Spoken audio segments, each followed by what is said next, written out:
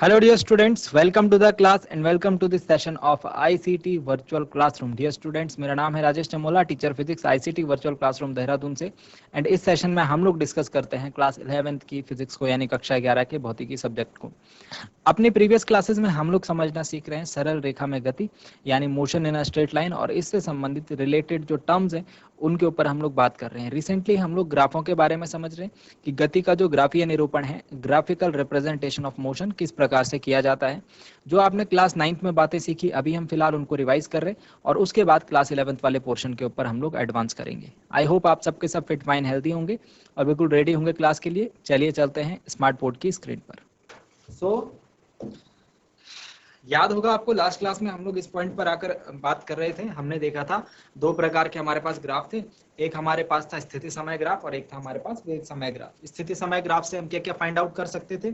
हम स्थिति समय ग्राफ की जो ढाल है उससे वस्तु की चाल ज्ञात कर सकते थे या वेग ज्ञात कर सकते थे, और वेग समय ग्राफ से हम लोग त्वरण ज्ञात कर सकते हैं। दूसरा, हम विस्थापन का पता लगा सकते हैं। तो विस्थापन का पता कैसे लगाएंगे? विस्थापन के लिए आप एक बात नोट करो, विस्थापन विस्थापन कैसे पता लगाएंगे विस्थापन का? तो विस्थापन के लिए आप इस बात को लिखो, इस बात को नोट डाउन करो कि जो समय अक्ष एवं वेग समय ग्राफ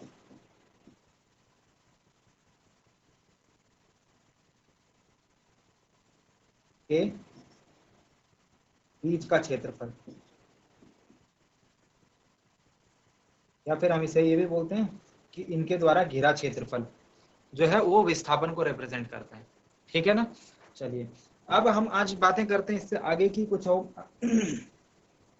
त्वरण जो है एक समान हो सकता है, असमान हो सकता है। ठीक है ना?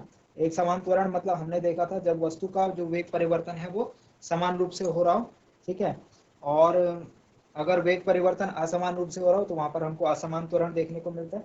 यहाँ पर हम लोग जो त्वरण को डिफाइन करेंगे, मैंने बोला था आपको, बेसिकली हम लोग औसत के फॉर्म में डिफाइन करते हैं। तो औसत त्वरण, औसत त्वरण, एवरेज एक्सेलरेशन। ठीक है? कैसे लिखते हैं? ए लिखते हैं त्वरण को और औसत को हम लोग एवरेज लिखते हैं ऐसे ब्रैकेट में। ठीक है? नीचे मतलब, ठीक है, छोटे अक्षरों में।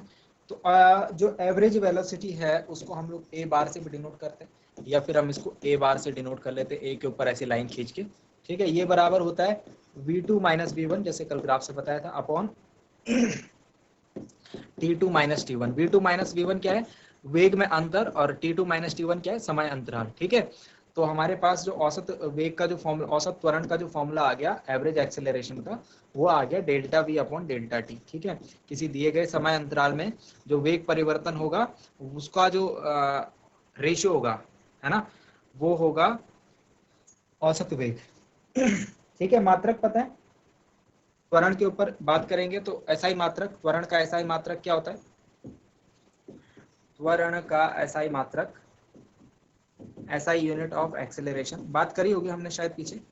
SI यूनिट, त्वरण का SI मात्रक होता है मीटर प्रति सेकंड।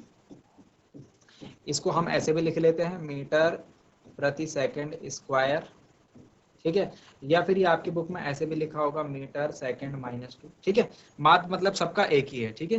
सबका मतलब एक ही है, इसमें आप कंफ्यूज ना हुआ करिए। ठीक हो गया? तो वेग समय ग्राफ से हम लोग वस्तु का औसत त्वरण निकाल सकते हैं, और वेग समय ग्राफ में हम देखते हैं रेखा की जो ढाल होगी, वेग समय ग्राफ की जो ढाल है, कहाँ लिखा है हमने? नहीं लिखा है इसको, कैसे निकालेंगे? ठीक है, लिख लेते हैं इसमें। वेग समय ग्राफ की जो ढाल है, नेक्स्ट पॉइंट लिखेंगे। ये जो पॉइंट्स हम लोग डिस्कस कर रहे हैं इंपॉर्टेंट पॉइंट्स हैं, आगे हमको काम आएंगे। वेग समय ग्राफ की ढाल,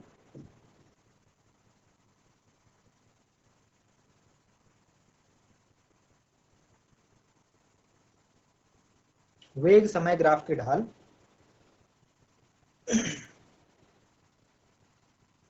या फिर प्रवणता।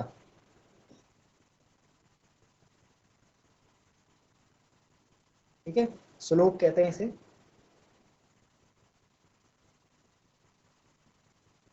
त्वरण के बराबर होती है।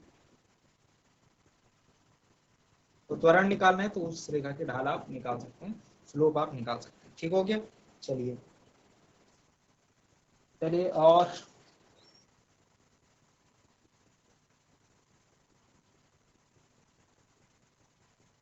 तो स्थिति समय ग्राफ से हम लोग त्वरण का पता कैसे लगा सकते हैं? स्थिति समय ग्राफ से हम लोग त्वरण का पता कैसे लगा सकते हैं? देखिए हम लोग कुछ स्थिति समय ग्राफ को ड्रॉ करते हैं फिर से। ठीक है,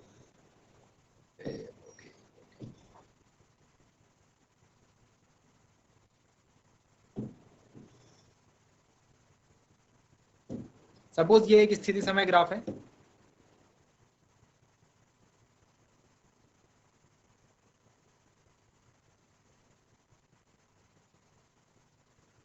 स्थिति समय ग्राफ के बारे में हमने बात करी थी। क्या होता है स्थिति समय ग्राफ? एक अक्ष पर हम लेते हैं वस्तु की स्थिति को यानी x को, और दूसरे अक्ष पर हम लेते हैं समय t को। एक अक्ष पर हो गया समय t और एक अक्ष पर हो गया वस्तु की स्थिति। ठीक है, x अक्ष पर हम जनरली समय को लेते हैं और y अक्ष पर वस्तु की स्थिति लेते हैं। तो ग्राफ कैसा बन सकता है? ऐसा बन सकता है। ये वाला जो ग्राफ है, ये वाला जो ग्राफ है, यहाँ पर हम बोलते हैं कि ये वाला जो ग्राफ है क्या निरूपित करता है? ये वाला ग्राफ निरूपित करता है कि जो त्वरण है, त्वरण यानी एक्सेलरेशन, अगर ऐसा ग्राफ हमको मिलेगा तो हम क्या बोलेंगे? त्वरण क्या है? धनात्मक है। त्वरण क्या है? धनात्मक है। ठीक है, और दूसरा देखो, दूसरा ग्राफ देखो। ग्राफ देख करके आपको ना चीजें पता लगानी, चीजें पढ़नी आनी चाहिए। ठीक है, डेफिनेशन याद करके तो हो जाएगा अपना काम, है ना। थ्योरी वाला पोर्शन याद कर लिया, लेकिन ग्राफ जो है थोड़ा टेक्निकल टर्म है। अगर आपको पढ़ना समझना आ गया मतलब कि आपको बाकी चीजें भी समझ में आ रही है। तो ग्राफ पढ़ना थोड़ा सा मुश्किल तो होता है, लेकिन बाद में ये चीजें जो है आसान बन जाती है और बाद में आपको इसको पढ़ने में मजा आएगा। ठीक है, अगर ये ग्राफ ऐसा बना, अभी तो जैसे सीधा दिख रहा है इधर वाले में, अगर ये ऐसा उल्टा बना तो इसका क्या मतलब है? इसका मतलब है कि त्वरण जो है, इसका मतलब है कि त्वरण ए ऋणात्मक है। ठीक है, ग्राफ पढ़ के हमको एक बात पता लग रही है कि त्वरण क्या है? ऋणात्मक है। ग्राफ पढ़ना मैं बता चुका हूं, है ना। देखो ये जो स्थिति समय है इसकी ग्राफ हमको क्या बताती है? वेग बताती है। तो वेग आप देख रहे हैं, वेग जो है वेरी कर रहा है, वेग जो है वेरी कर रहा है, बदल रहा है, इसीलिए तो ग्राफ ऐसा मिल रहा है। और वेग अगर परिवर्तित होता है समय के साथ, तो वेग परिवर्तन की दर को ही तो त्वरण कहते हैं। ठीक है, तो इन ग्राफ से हम इस बात का पता लगा रहे हैं। चलिए एक और ग्राफ के ऊपर डिस्कशन कर लेते हैं अपना जल्दी से।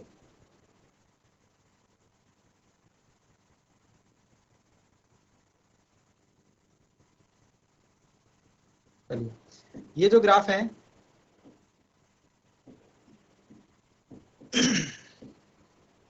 Sorry this is O, this is T and this is X. चलिए ये वाला जो ग्राफ है इसमें अगर अगर हमको ग्राफ कुछ ऐसा प्राप्त होता है, एक सीधी रेखा प्राप्त होती है, एक सीधी रेखा प्राप्त होती है ग्राफ में हमको कुछ इस प्रकार की, तो यहाँ पर हम क्या बोलेंगे? बताओ, याद करो। यहाँ पर हमने बोला था कैसा त्वरण है? त्वरण क्या है?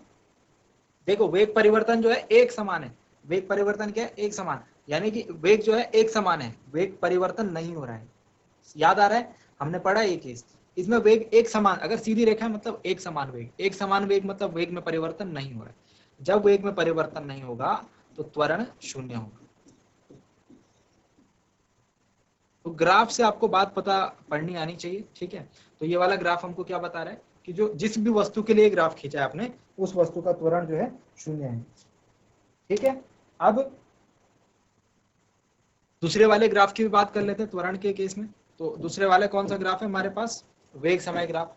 तो चलिए वेग समय ग्राफ के ऊपर चर्चा करते हैं। फर्स्ट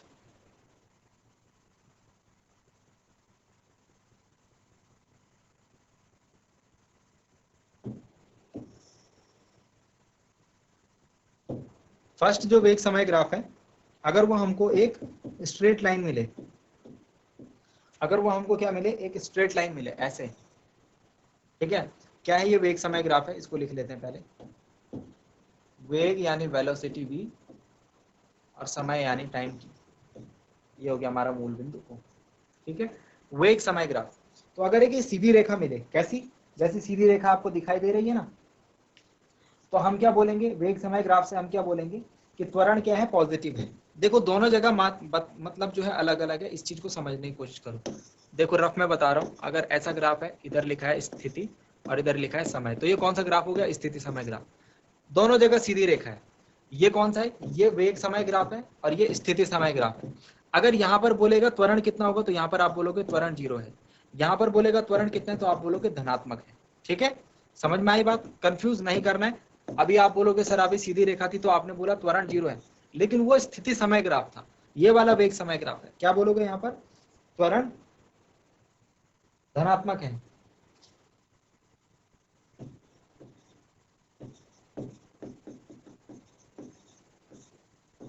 धनात्मक त्वरण, यानी कि अगर बॉडी इस दिशा में गति कर रही है, बॉडी ऐसे जा रही है ए से बी बिंदु की तरफ, तो त्वरण भी इसी दिशा में काम कर रहा है। ठीक है, धनात्मक दिशा में बॉडी की गति है। ठीक है ना, चलिए नेक्स्ट पॉइंट के ऊपर बात करते हैं।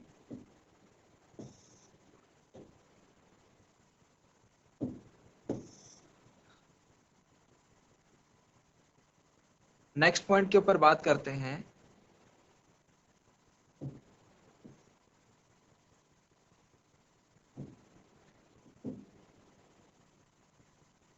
सपोज हमारा त्वरण ऐसे ना होकर के ऐसे हो, सॉरी स्ट्रेट लाइन से ड्रॉ करेंगे। सपोज हमारा त्वरण ऐसे ना होकर के ऐसे हो, ठीक है, तो तब क्या कहेंगे, ये हो गया O, ये हो गया T, ये हो गया V। ये जरूर लिखना है आपको ताकि पता लग सके कौन सा ग्राफ है, वेग समय ग्राफ है। ठीक है, तो अगर ऐसा है तो त्वरण तो है, त्वरण तो है, लेकिन कैसा है, ऋणात्मक त्वरण है। अगर नीचे की तरफ आ रही हो लाइन तो हम बोलेंगे ऋणात्मक त्वरण है, क्योंकि वेग परिवर्तन की जो दर है समय के साथ वो कम है। पहले वेग ज्यादा था, अब धीरे धीरे घट रहा है वेग। ठीक है, इसको हम मंदन भी कह सकते हैं, इसको हम मंदन भी कह सकते हैं। ठीक है, और इसका नाम हम मंदन भी देते हैं।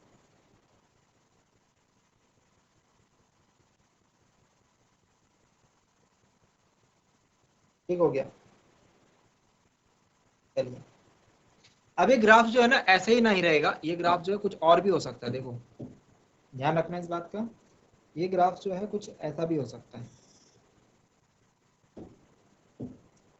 हम लोग जो चीज पढ़ते हैं ना सिर्फ उसमें ही रह जाते हैं कि हमें चीजें पता है, बट अगर सपोज ऐसा ग्राफ आ गया तो मैं सारी चीजें आपके सामने रखने की कोशिश कर रहा हूँ। अगर मूल बिंदु यहाँ है, ठीक है, ध्यान से समझना इसे, ये मूल बिंदु है, मूल बिंदु के सामने ये एक्स अक्ष होगा। ठीक है, तो ये समय अक्ष हो गया, और ये ऊपर वाला वेग अक्ष होगा, है ना, वाई अक्ष में हम वेग को रिप्रेजेंट करते हैं। तो इधर क्या होगा, वेग इधर की तरफ वेग की क्या वैल्यू होगी भाई, माइनस में होगी। बात समझ में आ रही है, वाई होता है और माइनस वाई होता है, तो ऊपर की तरफ वाई होगा, नीचे की तरफ माइनस वाई होगा। ठीक है, इधर की तरफ कौन सा होगा, माइनस एक्स अक्ष, लेकिन समय माइनस में तो होता नहीं, तो इधर की तरफ ये वैल्यूज नहीं आएंगी, इस वाले अक्ष को हटा देते हैं। लेकिन वेग धनात्मक ऋणात्मक दोनों होता है, पता है ना। ठीक है, अब ग्राफ कैसा आ सकता है, ध्यान से देखिए, ग्राफ ऐसा आ सकता है कि यहां से वस्तु का वेग कम हुआ कम हुआ कम हुआ और यहां पहुंच गया, यहां से वस्तु का वेग कम हुआ कम हुआ कम हुआ और यहां पहुंच गया। तो ध्यान से समझना इस कंडीशन को। सपोज कोई बॉडी जो है, कोई बॉडी ऐसी डायरेक्शन में जा रही थी, कोई बॉडी ऐसी डायरेक्शन में जा रही थी, ठीक है, और सॉरी वस्तु की जो वेग था उसमें परिवर्तन हुआ और त्वरण इस डायरेक्शन में आया, तो वस्तु ऐसे आई वापस, वस्तु का वेग इस दिशा में आया, तो यहां पर आकर के 0 हो गया, वापस उसी बिंदु पर आकर वस्तु का वेग 0 हो गया। लेकिन उससे भी पीछे अगर चला गया तो वस्तु का वेग ऋणात्मक हो गया। समझ रहे हो, यानी कि जिस दिशा में वस्तु जा रही थी पहले, वहां से वो शून्य, मतलब जिस बॉडी ने यहां से चलना शुरू करा ओ से, वो ए तक गई। ठीक है, तो ये तो हो गया धनात्मक त्वरण, जो मैंने ये बात की है, u से v तक की वेलोसिटी उसको मिली। ठीक है, सपोज 5 से 10 मीटर प्रति सेकंड, 5 मीटर प्रति सेकंड से 10 मीटर प्रति सेकंड की वेलोसिटी, अब ये वापस आ गई ओ पर, तो वापस इसकी वेलोसिटी कितनी हो गई, 5 मीटर प्रति सेकंड, यानी वेग परिवर्तन शून्य हो गया, यहाँ पर वेग जो हो जाएगा शून्य हो जाएगा, और ये यहाँ से भी पीछे चली गई, ऋणात्मक दिशा। अब कौन सी दिशा हो गई, ऋणात्मक दिशा। यहाँ इसकी वेलोसिटी 10 मीटर पर सेकंड हो गई, लेकिन माइनस की, तो ऋणात्मक दिशा चलेगी। वेग जो है दिशा पर निर्भर करता है, बात बताई थी ना, वेग कैसी राशि है, सदिश राशि, तो उस चीज को रिप्रेजेंट करा। देखो यहाँ से बॉडी की वेलोसिटी कम हुई, वेग कम हुआ कम हुआ कम हुआ, तो वेग परिवर्तन की दर ऋणात्मक आएगी। जब वेग कम होगा तो वेग परिवर्तन की दर ऋणात्मक आएगी, यानी यहाँ पर तक ऋणात्मक त्वरण है।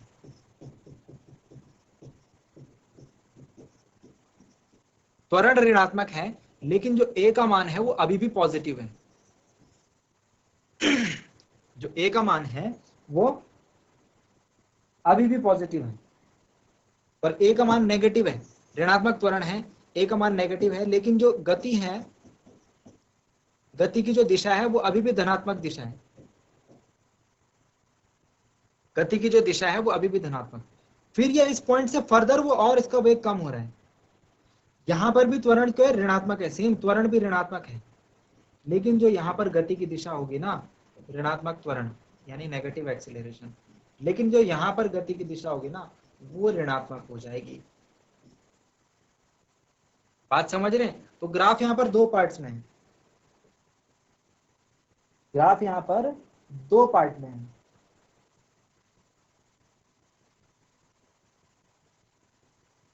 ठीक है?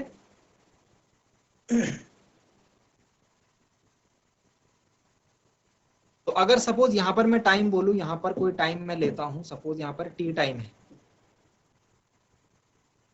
तो 0 से लेकर टी समय तक ये वस्तु धनात्मक गति की दिशा में रही, गति की धनात्मक दिशा कहेंगे वैसे तो इसे। ठीक है? और टी से टी के बाद इसकी जो गति की दिशा थी वो ऋणात्मक हो गई। आई होप इसको बात को आप समझ रहे होंगे। वेग में गति जो है धनात्मक भी होती है, ऋणात्मक भी होती है, इस पॉइंट के ऊपर बात कर चुके हैं हम, क्योंकि वेग सीधा सीधा एसोसिएटेड होता है विस्थापन के साथ, और विस्थापन धनात्मक भी हो सकता है, ऋणात्मक भी हो सकता है। जिस बिंदु से आगे, अगर जिस बिंदु से, किसी बिंदु से अगर एक दिशा में वस्तु ने गति करी, अगर वो जब तक उस बिंदु पर वापस नहीं आ जाता तब तक धनात्मक गति की दिशा रहती है। जब वो इस बिंदु से गति के विपरीत दिशा में चल जाए तो वहां पर ऋणात्मक गति हो जाती है। आई होप ये बातें समझ में आ रही होंगी। ठीक है? चलिए।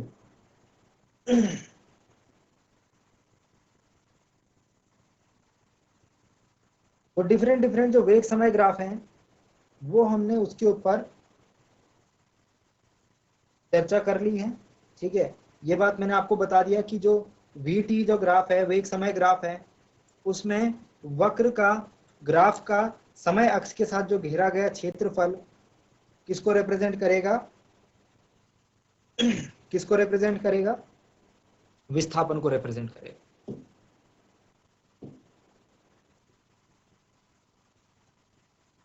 वेग समय ग्राफ का ग्राफ और अक्ष, समय अक्ष के बीच का क्षेत्रफल, या फिर इन दोनों के द्वारा घेरा गया क्षेत्रफल। ठीक है? अब नेक्स्ट पॉइंट ये आएगा, एक और इंपॉर्टेंट पॉइंट लिख लीजिए।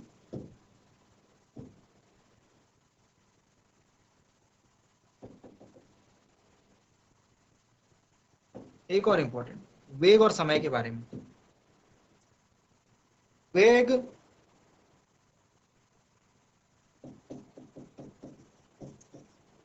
किसी क्षण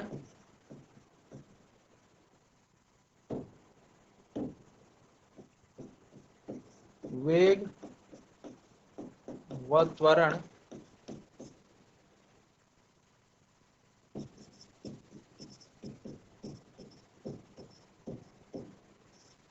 का परिवर्तन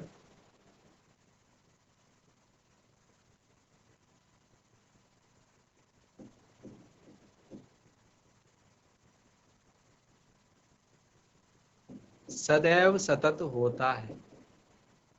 सदैव सतत होता है। इसी क्षण वेग व त्वरण का परिवर्तन सदैव सतत होता है। आ गई बात समझ में? आई होप ये बात समझ में आई। ठीक है ना? इंपॉर्टेंट बात है, नोट डाउन करना कि अगर किसी एक क्षण पर वेग है तो इंस्टेंटली उसकी वैल्यू को हम लोग नहीं चेंज कर सकते। वो जो होगा वो कंटिन्यूअस फॉर्म में चेंज होगा, या तो ऐसे, या तो ऐसे, या तो ऐसे, या तो ऐसे, या तो ऐसे। अभी पीछे जो ग्राफ देखा, ऐसे नहीं होगा सीधा ऐसे हो जाएगा, नहीं वो गलत है। तो किसी क्षण पर हम उसको कंटिन्यूअस हमको रखना पड़ेगा, उसे सतत मतलब होता है कंटिन्यूअस। ठीक है, समझ में आ गई बात? ठीक है, तो अब हम क्या करेंगे, अब हम वेग समय ग्राफ से जो हमारी गतिकी के समीकरण हैं उनका प्रूफ देखेंगे। एक समान त्वरण से गतिमान वस्तु का शुद्ध गतिकी संबंधी समीकरण।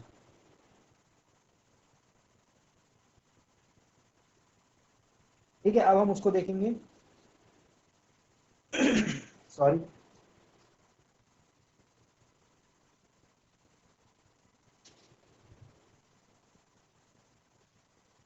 चलिए, तो दो विधियां हमारे पास। ठीक है, एक तो ग्राफीय विधि है, एक तो ग्राफीय विधि हमारे पास, और दूसरी है कलन की विधि, यानी कि इंटीग्रेशन का मेथड है। ठीक है, सॉरी, हाँ इंटीग्रेशन का मेथड है। तो इंटीग्रेशन के मेथड को तो अभी हम स्किप कर रहे हैं। ठीक है, कुछ टाइम बाद आई थिंक जब आप उसे मैथ्स में भी कवर अप कर लेंगे तो बहुत कम टाइम आपको लगेगा उसमें। ठीक है, तो फिर हम लोग इन नियमों के ऊपर चर्चा कर लेंगे। ठीक है, तो अभी हम फिलहाल क्या कर रहे हैं, एक समान त्वरण से गतिमान वस्तु का शुद्ध गति के समीकरण।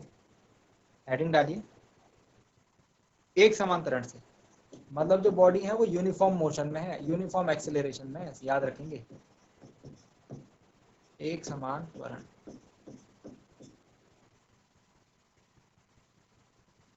से गतिमान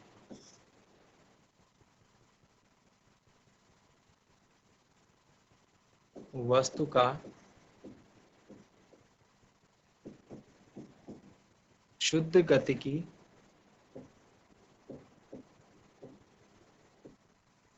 संबंधी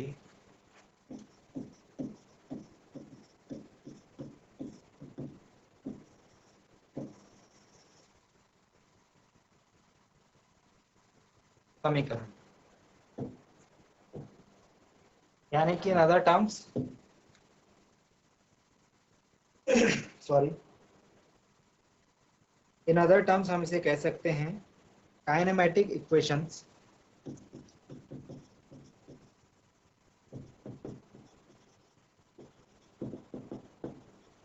फॉर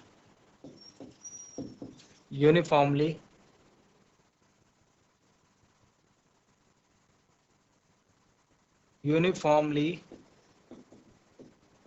accelerated motion।